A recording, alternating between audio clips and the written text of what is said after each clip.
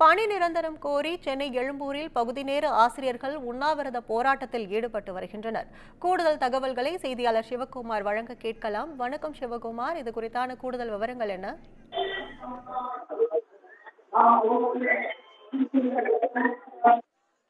வணக்கம் கற்பகம். சென்னை எழும்பூரில் இருக்கக்கூடிய ராஜநத்திரம் மைதானத்திலும் எதிரே பகுதி நேர ஆசிரியர் சங்கத்தின் ஒருங்கிணைப்பு குழு சார்பில் திரளான கிட்டத்தட்ட ஒரு 300க்கும் மேற்பட்ட பகுதி நேர ஆசிரியர்கள் தற்பொழுது உண்ணாவிரத போராட்டத்தில் ஈடுபட்டு வந்துட்டு இருக்காங்க. அதாவது திமுக அரசு தேர்தல் அறிக்கையில் 181 படி பகுதி நேர ஆசிரியர்களை பணி நிரந்தரம் செய்யப்படுவதாக தேர்தல் அறிக்கையில திமுக அறிவித்திருந்த நிலையில அந்த தேர்தல் அறிக்கையை உடனடியாக நிறைவேற்றணும் அப்படின்றதன் அடிப்படையில் இந்த உண்ணாவிரத போராட்டமானது நடைபெற்று வருகிறது.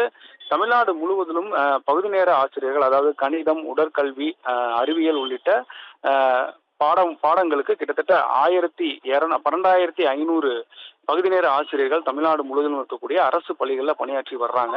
இந்த நிலையில பகுதி நேர ஆசிரியர்களை பணி நிரந்தரம் செய்யணுன்ற அடிப்படையில் தொடர்ந்து பல்வேறு கட்ட போராட்டங்கள் கடந்த ஆண்டு முழுவதும் நடைபெற்று வந்தது. கடந்த ஆண்டும் கூட 8 நாட்கள் தொடர்ந்து உண்ணாவிரத போராட்டமானது பகுதி நேர ஆசிரியர் தரப்புல செய்யப்பட்டது.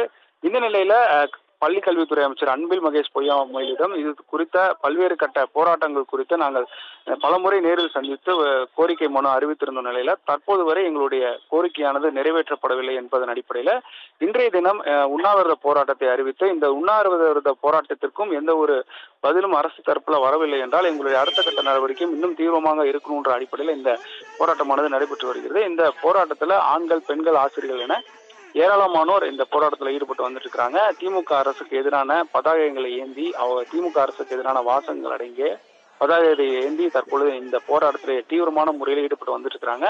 சரியா 10 மணிக்கு துவங்கிய இந்த போராட்டமானது மாலை 6 மணி வரை நடைபெறும் என்று அறிவிக்கப்பட்டிருக்கிறது. போராட்டத்தின் முடிவில் தமிழ்நாடு அரசு எங்களுடைய கோரிக்கையை நிறைவேற்றாத பட்சத்தில் எங்களுடைய அடுத்த கட்ட போராட்டம் இன்னும் தீவிரமான முறையில் இருக்கும் என்பதன் அடிப்படையில் இவங்க தெரிவிச்சிருக்கிறாங்க. அதன் அடிப்படையில் தற்பொழுது இந்த மாநிலம் தழுவிய மாபெரும் உண்ணாவிரத போராட்டமானது நடைபெற்று வருகிறது.